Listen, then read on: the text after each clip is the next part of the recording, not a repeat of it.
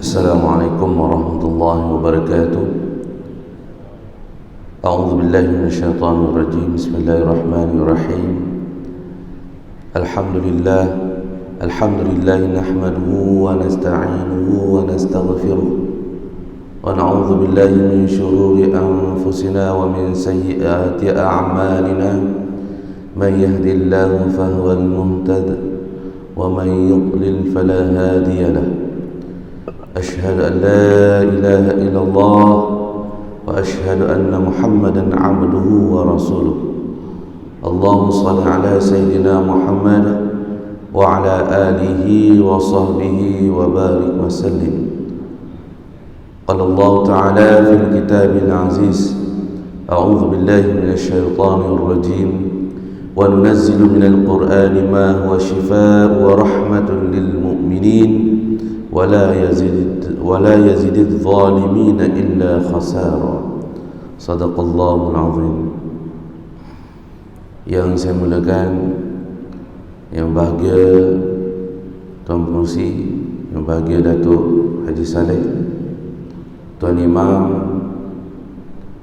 Barisan Ahli Jawatan Kuasa, Tan Sri, Datuk Sri, Datuk-Datuk, Datin-Datin, serta muslimin dan muslimat yang dirahmati oleh Allah Subhanahu wa taala sekalian.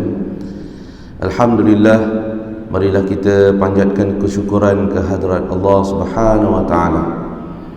Terutama sekali masih lagi dipinjangkan kepada kita nyawa, iaitu kehidupan, yang mana dengan kehidupan ini diberi lagi peluang untuk kita mencari bekalan, membuat bekalan bagi kehidupan kita yang kekal abadi di akhirat nanti.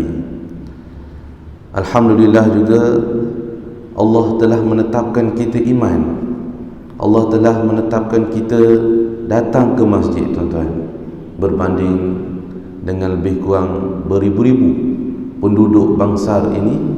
Alhamdulillah, tuan-tuan memilih pagi ini berada di masjid. Ini kita kata satu benda yang sangat-sangat kita syukuri kehadrat Allah Subhanahu wa taala, tuan-tuan. Jadi pagi ini saya ingin berkongsikan berkenaan dengan rawatan Islam, yang mana kita tahu perkara ini adalah sentiasa, ataupun senario ini bermain di dalam masyarakat kita.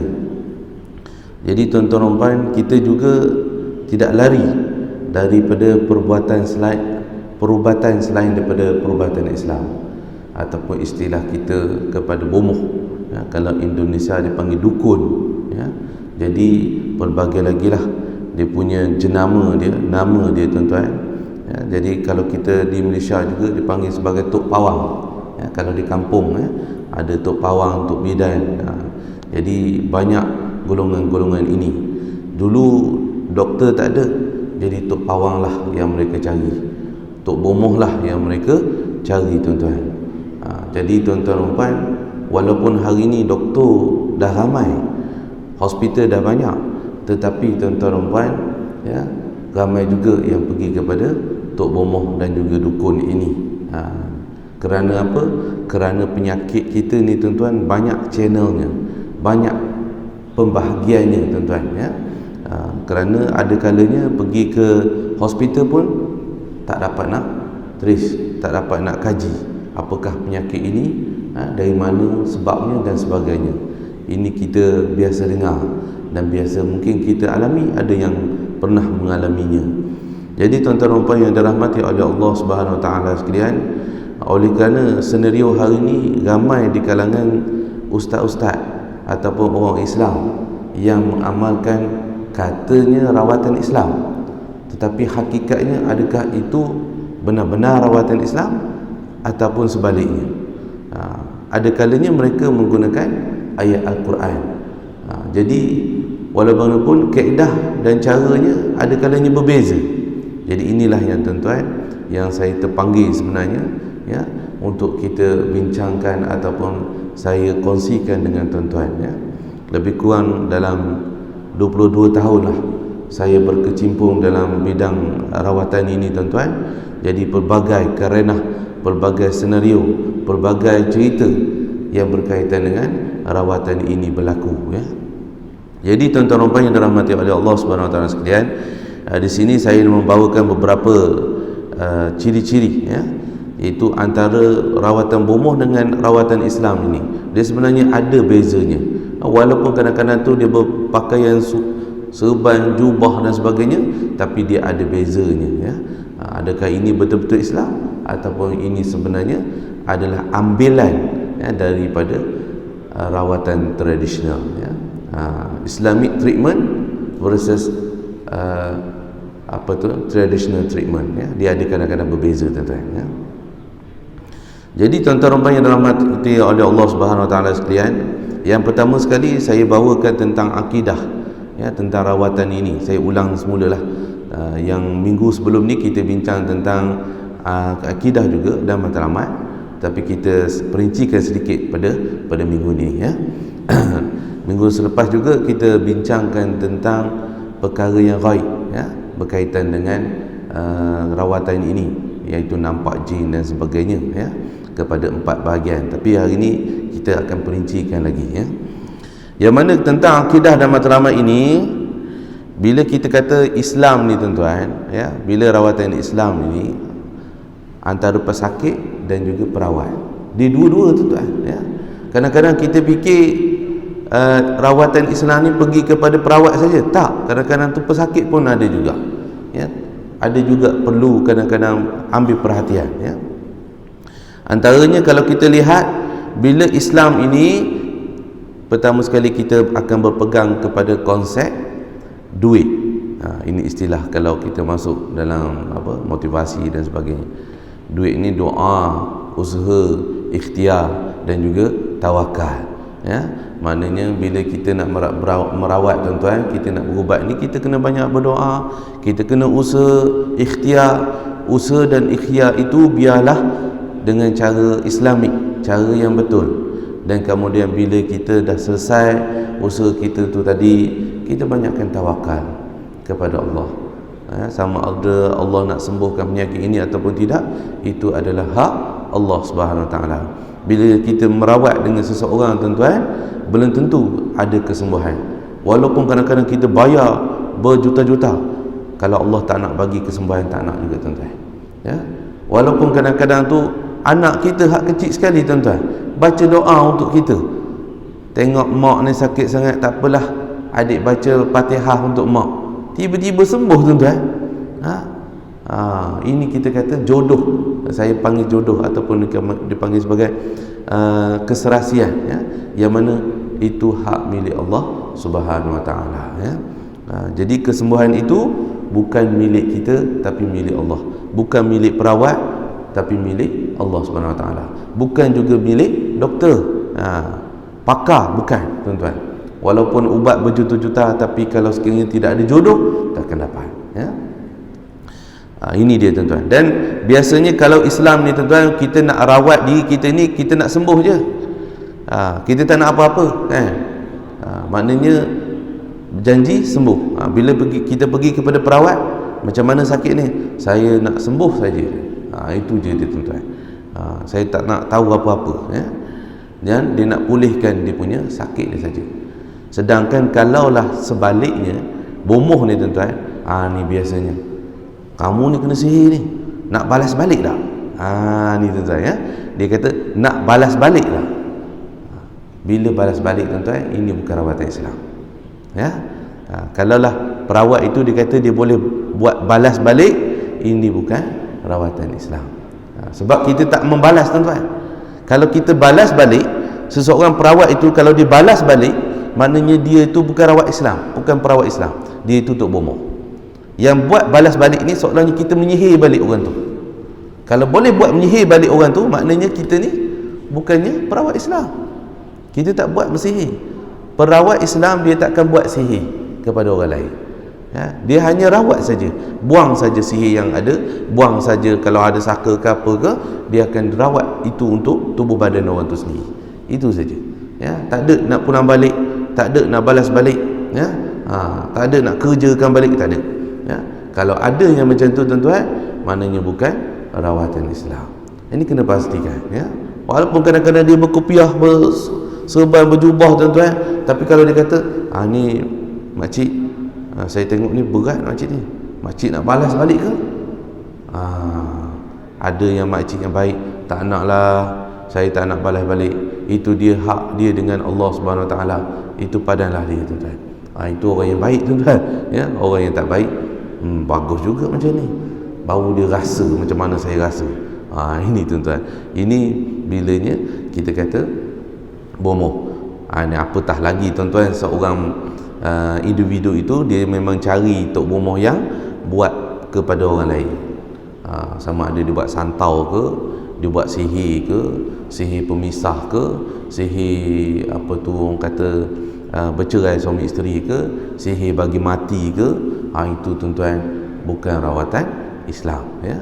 Walaupun dia kata tak, saya ni baca ayat Quran je. Nanti saya akan cerita tuan-tuan, untuk penggunaan rawatan ini berkaitan dengan Al-Quran. Ini dia ada satu isu besar, ya. Sebab ada orang kadang-kadang dia menggunakan Al-Quran tetapi cara salah, itu kadang-kadang bukan juga rawatan Islam tuan-tuan, ya.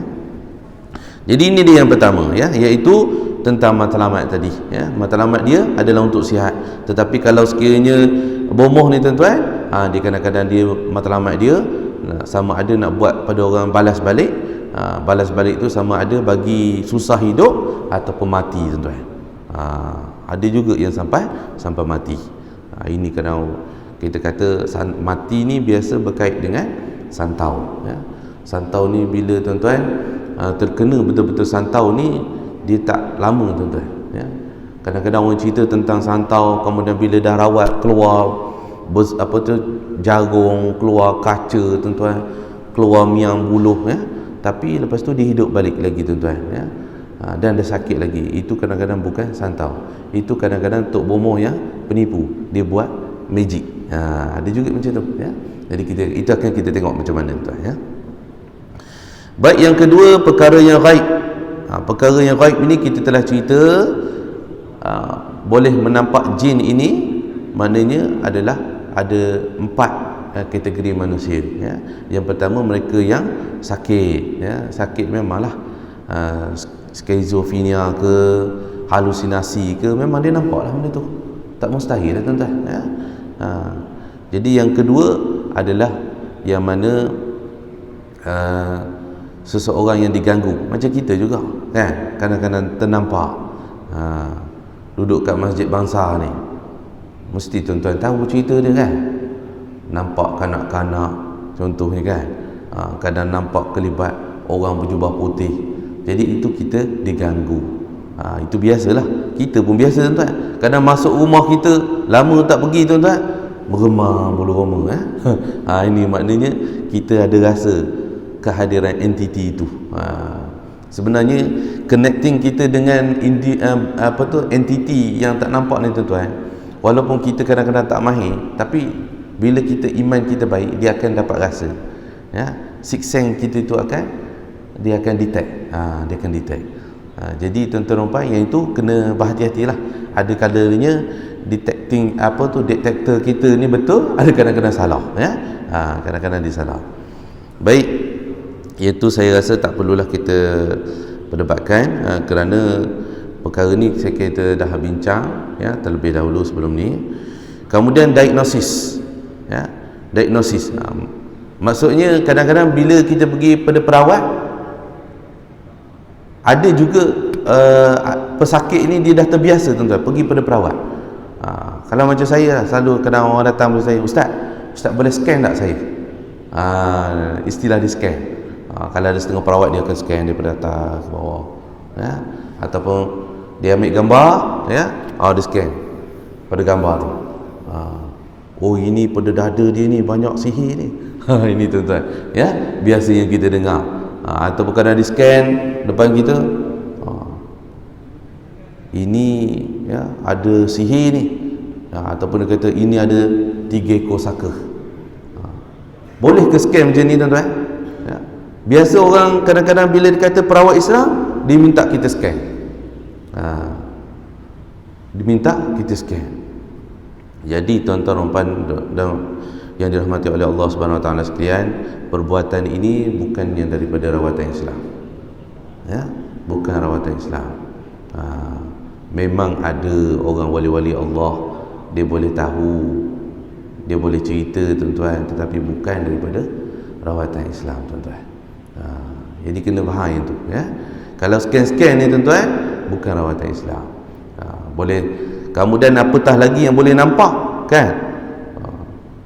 Kau ni ada 3 ekor jin bertenggek di atas bahu kamu.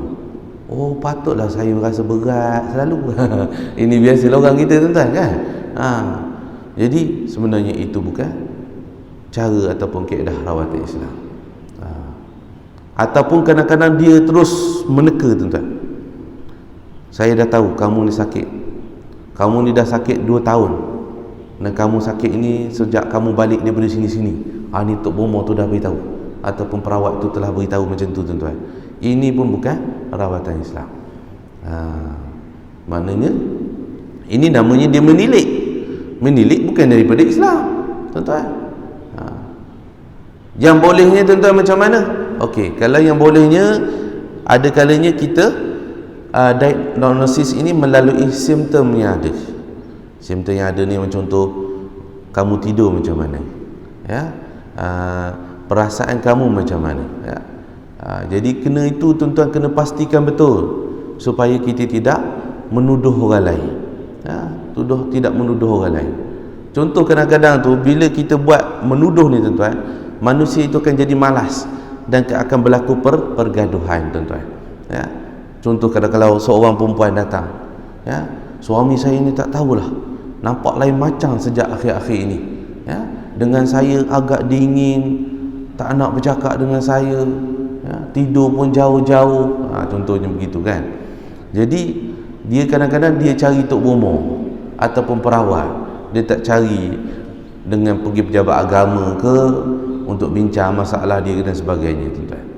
Tapi kalau dia dah pergi ke Tok Bomo ni tuan-tuan, maka Tok Bomo ni akan menambah perisah. Itu biasa tuan-tuan. Oh, saya nampak ni memang betul suami kamu sekarang kena buatan orang. Ataupun dia kata suami kamu ni sebenarnya ada perempuan lain. Macam mana perempuan rasa tuan-tuan? Seorang isteri rasa bila Tok Bomo macam tu, mengamuk lah tuan-tuan, ya? Macam orang lelaki jugalah, kan.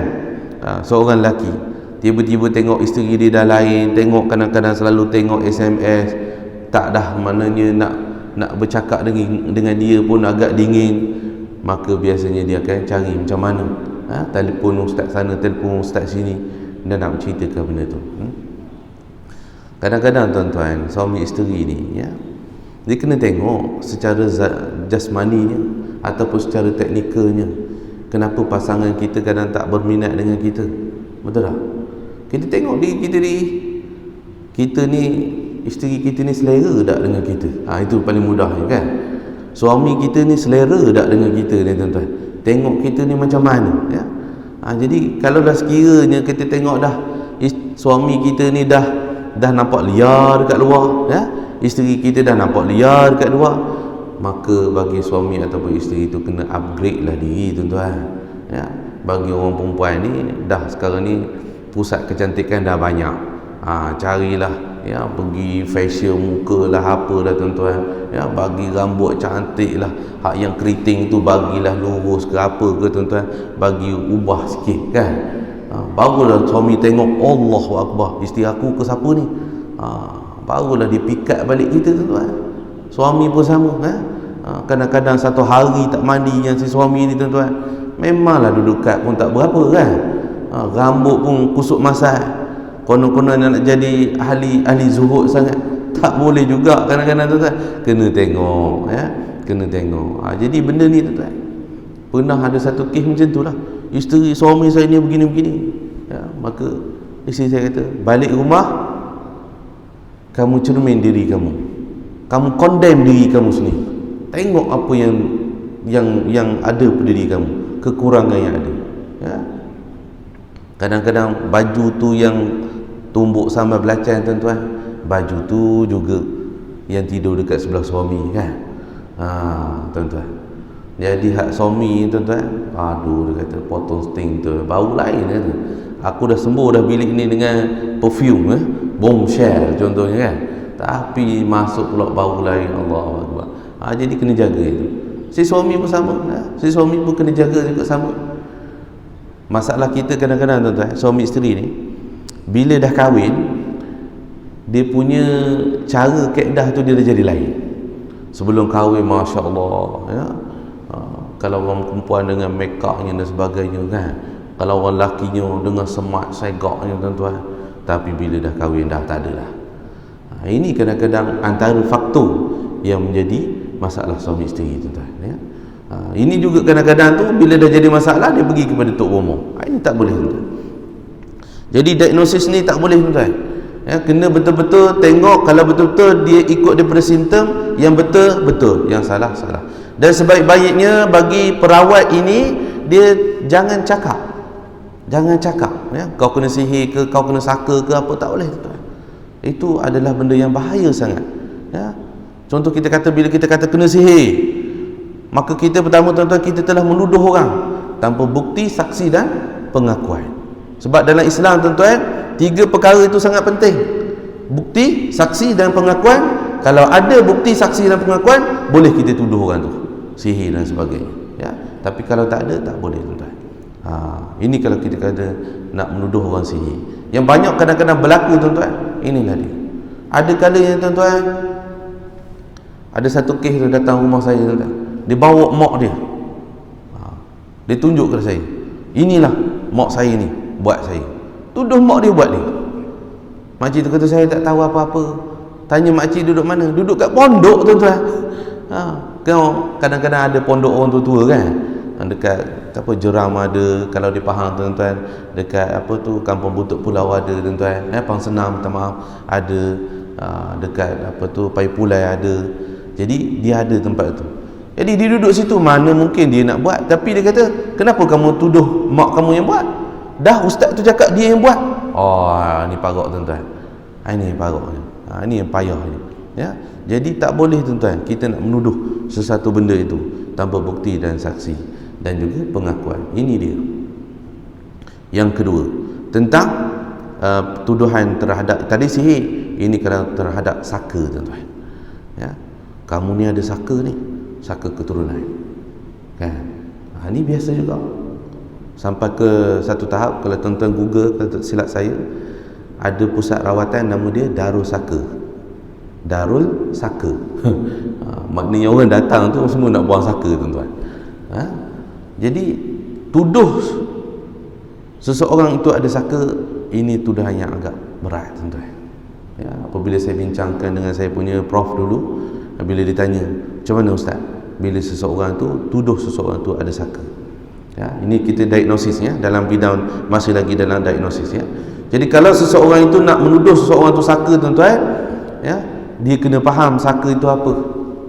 Nanti insya-Allah tuan-tuan kita akan ambil satu masa bincang apa dia saka, apa dia khadam ya, apa dia pendamping. Ini kita akan ambil yang lain. Cuma hari ini kita kata, kerana apa tuan-tuan? Saka ni kita tuduh orang tu seolahnya kita telah menuduh nenek dia, tok dia, moyang dia dulu mengamalkan ajaran salah ataupun telah melakukan syirik kepada Allah. Ini yang tak boleh. Engkau ni ada saka ya, saka keturunan.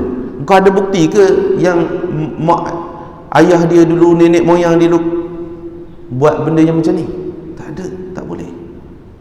Kalau ada pun kita tak boleh nak cakap ya. Kalau perawat tu tahu pun tak boleh cakap, sebab kita tidak ada bukti.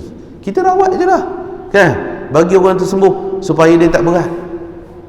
Kenapa tuan-tuan tentang saka ni kita tak boleh? Sebab yang pertama tadi saya kata, kita telah menuduh nenek moyang dia melakukan perkara syirik. Berat tu tuan-tuan ya, melakukan perkara syirik. Sebab apa dia kaedah saka ni? Kaedah saka ni tuan-tuan ya, sebenarnya orang dulu-dulu dia ambil sebagai pendamping dia, sebagai khadam dia, sebagai teman dia. Ada kalau orang kata cerita harimau jadian kan, dia ambil benda tu, makhluk tu, kemudian jadi pendamping dia, dan harimau tu akan menemani dia masuk hutan. Dulu orang masuk hutan tuan.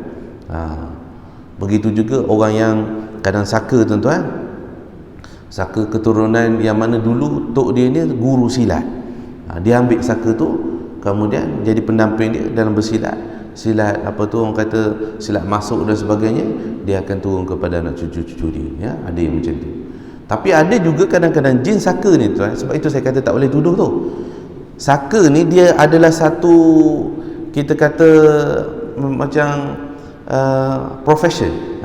Kalau kita di contoh kita ni manusia ni, tuan. Saya ustaz. Tuan Haji Wan seorang businessman. Dia begitulah, ya. Maknanya saka ni profession dia menjadi khadam kepada manusia sebelum tu. Dia khadam, maksudnya dia khadam, ya. Sebab jin ini dia banyak kategori. Satu kita panggil saka ni ataupun dia panggil khadam ni, tuan-tuan. Ini satu bahagian. Dia dulu dia pernah menjadi pengikut ataupun pesuruh kepada seseorang dalam bab ilmu dan sebagainya. Ada juga jin yang dinamakan sebagai korin. Siapa korin ni? Korin ni biasa dia tak bertuan, kan? Dia pendamping kepada setiap manusia. Kalau manusia mati, korin masih hidup. Ada lagi, itu istilah orang kata yang bergentayangan. Ini dia. Yang ada lagi, tuan-tuan. Jadi ini dia. Bila kita kata saka, mungkin juga kadang-kadang saka tu bukan daripada keturunan ni, tak ada masalah, kan? Dah keturunan dia tak ada, ataupun dia dah tengok keturunan orang tu semua beriman, keturunan orang tu semua baik-baik, kata aku dah tak berminat dah keluarga ni, aku cari orang lain lah. Oleh kerana kerja dia dulu memang kerja jadi khadam ataupun saka ni, tuan-tuan, maka dia cari jugalah orang lain untuk dia dampingi melalui mimpi dan sebagainya, ya? Dia tak ada masalah, tuan-tuan. Jadi itu yang sebab tak boleh nak tuduh seorang itu ada saka. Sebab mungkin juga saka itu, jin saka ini bukan daripada keturunan dia, daripada orang lain. Jadi itu profession, maknanya jin itu banyak, ya. Dia gangguan jin sihir, gangguan jin santau, gangguan daripada saka dan juga korin ini dia berbeza, tuan. Ataupun daripada ifrit. Ifrit ni berbeza. Dia punya simptom-simptom ni kita boleh, maknanya kalau tuan-tuan belajar ilmu rawatan Islam tu akan dapat nampak perbezaan dia tu, ya. Jin yang taraf macam mana, tuan-tuan, yang syaitan, yang iblis kita biasa tolak tepi.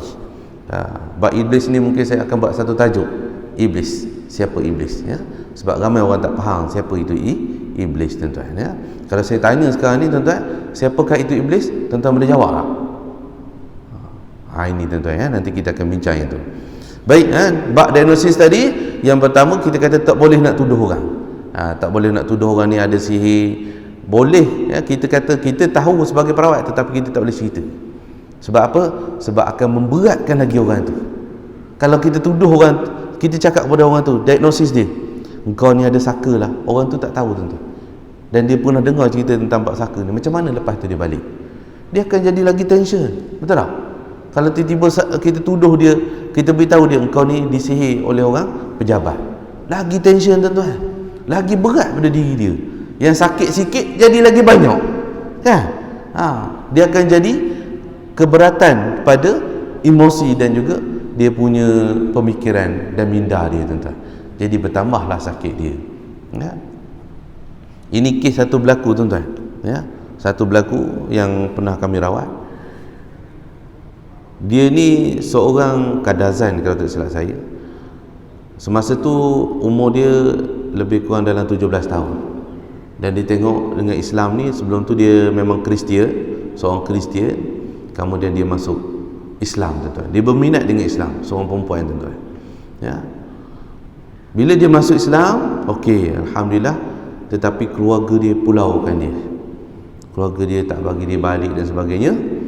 Dan dia, tuan-tuan, dengan izin Allah Subhanahu Wa Taala juga, dia dapat belajar dan dia dapat pelajar yang cemerlang.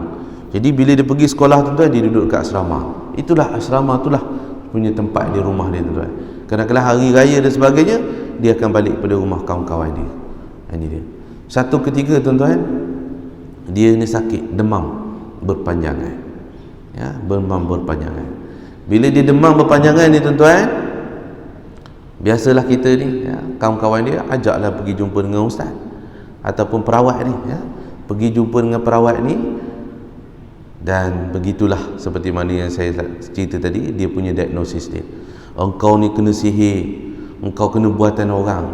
Dan biasanya ada setengah perawat ni dia akan gunakan kaedah histeria kan. Dia guna histeria tuan-tuan. Ini histeria pun satu benda juga, nanti kita akan bincang juga. Ya, histeria, bila histeria tu dia bercakap, dia bercakap begini tuan-tuan, dan dituduh bermacam-macam. Ya, kemudian berlarutan sakit dia, berlarutan sampai ada setengah perawat yang tak mampu nak rawat, sebab bila nak rawat benda tu cakap, ya, bila dia berdialog, saya cakap, macam mana kamu nak keluarkan saya? Kalau saya keluar, dengan nyawa-nyawanya sendiri yang akan keluar.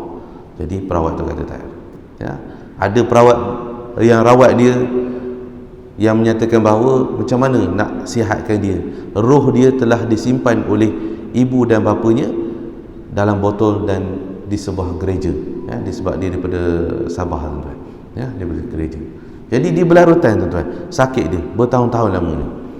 Bila Dr. Ibnu, sekarang Profesor Dr. Ibnu, dia tahu saya boleh, tuan-tuan, dia tanya saya, Ustaz boleh tak bantu kawan kita ni?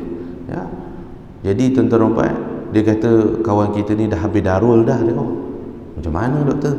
Maksudnya dah banyaklah pusat rawatan dia pergi, ya, yang tak setakat ini tidak dapat lagi, ya, jumpa keserasian tuan-tuan.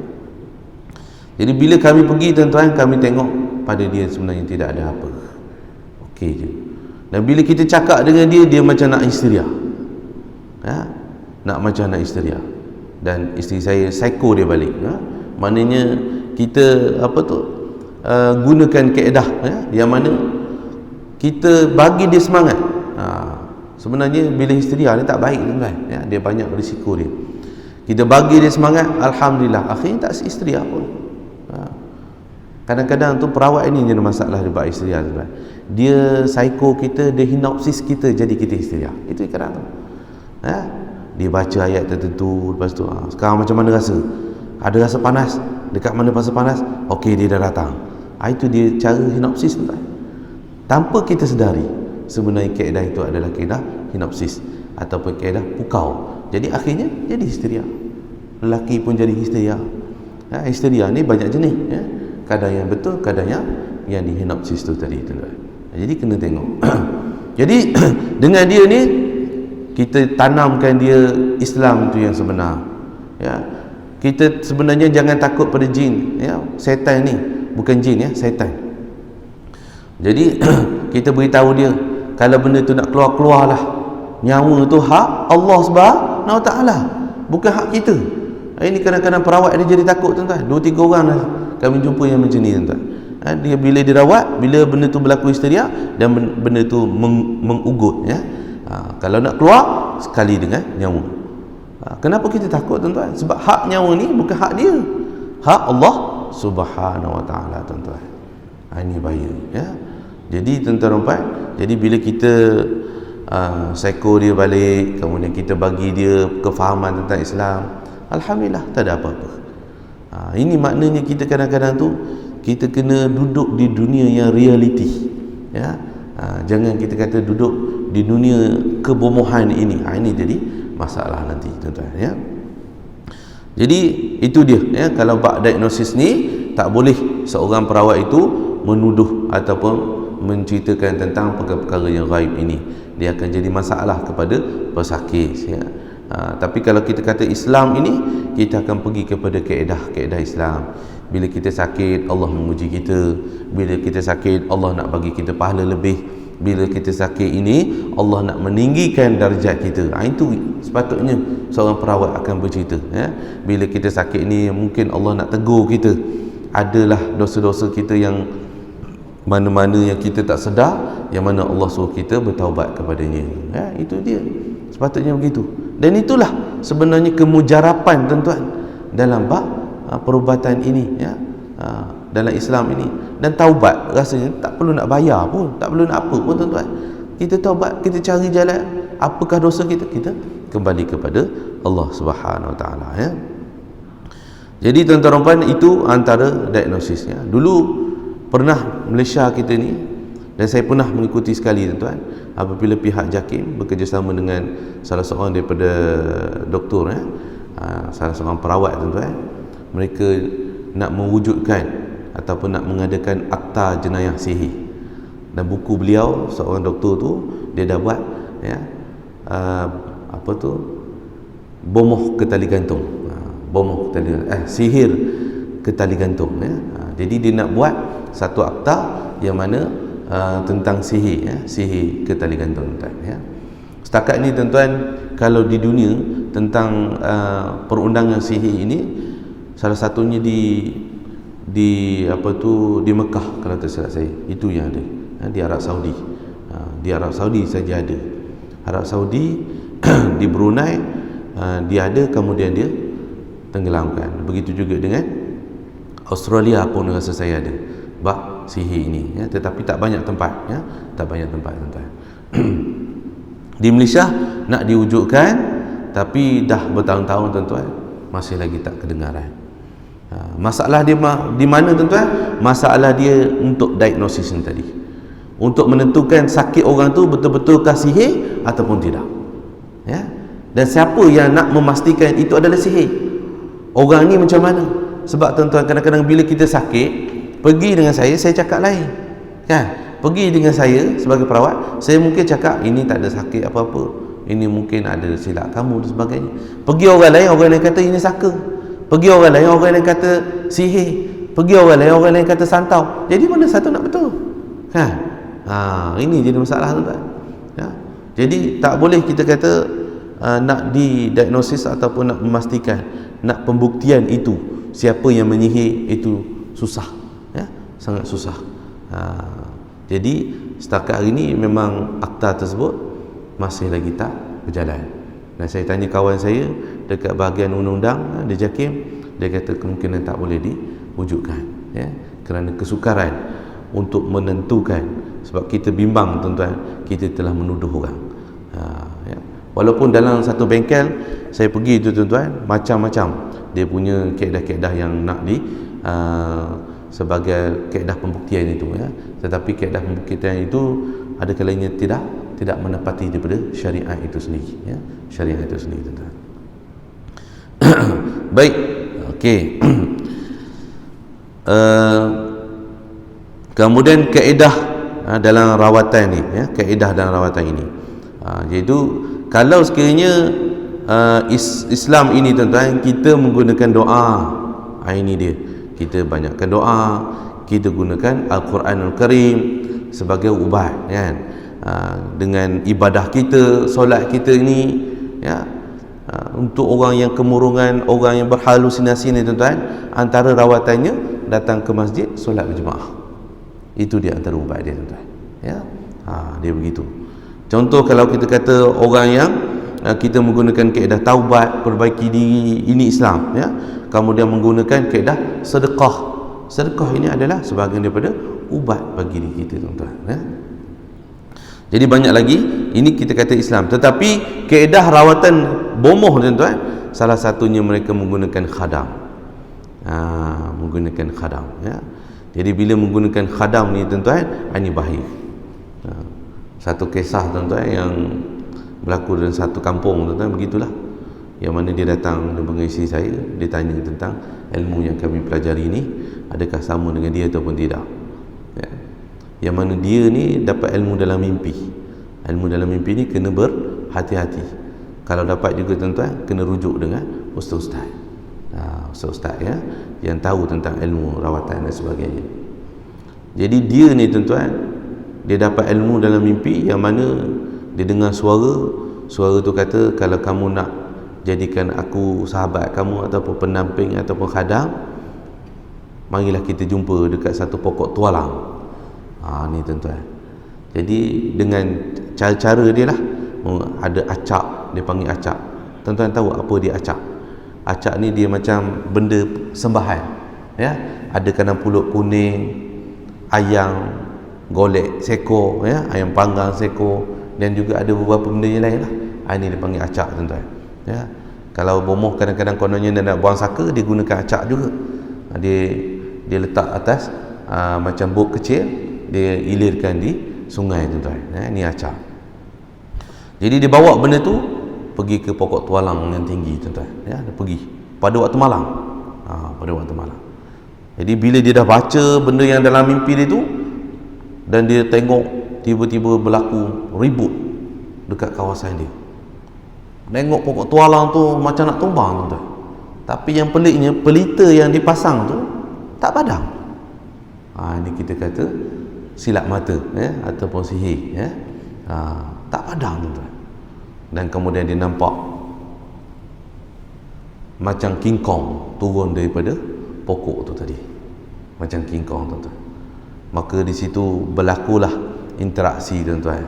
Kalau kamu nak ambil aku ni sebagai khadam kamu, ya, antara syaratnya harta engkau harta aku, bini engkau bini aku, anak engkau anak aku, segala apa yang kau punya aku punya.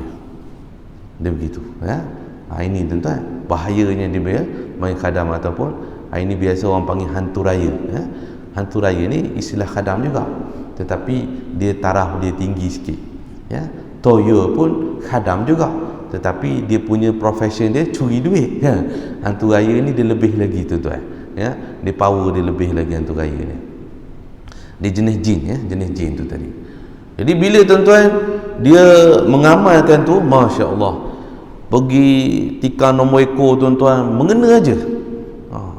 Bila merawat orang, Masya Allah, orang boleh sembuh penyakit dan sebagainya, Alhamdulillah.